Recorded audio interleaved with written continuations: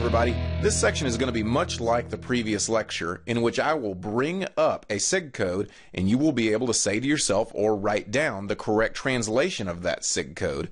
If you wish, you can turn off my voice and just put it on mute and be able to just roll through it just visually. That's fine. In this particular lecture, you won't have to deal with my ugly mug. You'll just have to look at the screen. The first one is APAP. APAP. As a hint, I'll give you it is a drug and not the directions. We're looking for acetaminophen or Tylenol. Acetaminophen. Our next letter is C. Notice it has a bar over it. So C with a bar over it. It is not a drug. It is part of directions. The correct answer is with. With. Now you'll remember there is supplemental materials to all of these pharmacy abbreviations lectures, which you can look at a full, more in-depth list than what's gone over in the lectures themselves. Now the lectures themselves will go over the hardest hitting and maybe the most important ones, but nonetheless I strongly recommend looking at all of the other ones. QS. QS. This is another direction. QS. Quantity sufficient. Notice this is quantity sufficient, and the Q does not mean every. It's one of the few Q abbreviations where the Q does not mean every. Quantity is sufficient, so you'll be dispensing enough to fulfill the directions of the prescription. One every day for 7 days. Quantity sufficient would be 7. That would be the quantity. AC. AC. This is the directions telling you when to take something.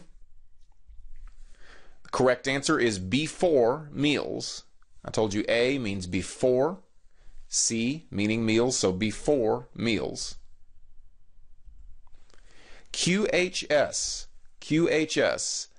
Another abbreviation that tells us the time of when to take something. Q does mean every time here. It means every night at bedtime. Every night at bedtime. QHS. AU. AU. If you'll remember, I said A is A for audio, like ear, and U will be both. So the correct answer is both ears. Both ears. I am. I am. 10 years ago, that definitely would have meant a chat feature on your internet, but today it just means intramuscularly. We're going to inject something intramuscularly. PV. PV. This is how we're going to take something.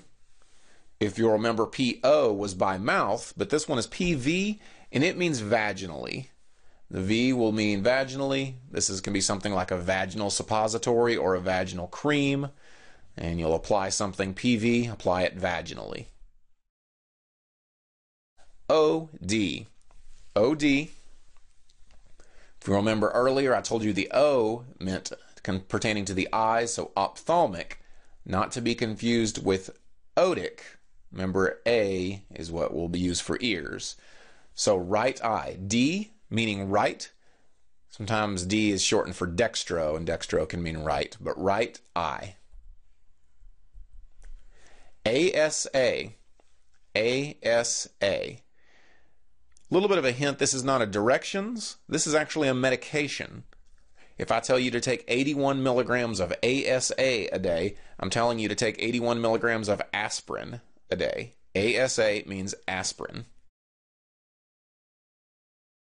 Q8H. Q8H. Remember, Q in most cases means every. 8, of course, means the letter 8. No big secret there. And H means hours. So we're going to take something, Q8H, we're going to take it every 8 hours.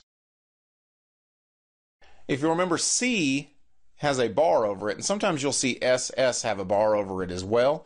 One hint is that it's not a directions and it's not a medication. It actually is a quantity. SS is 1/2. 1/2.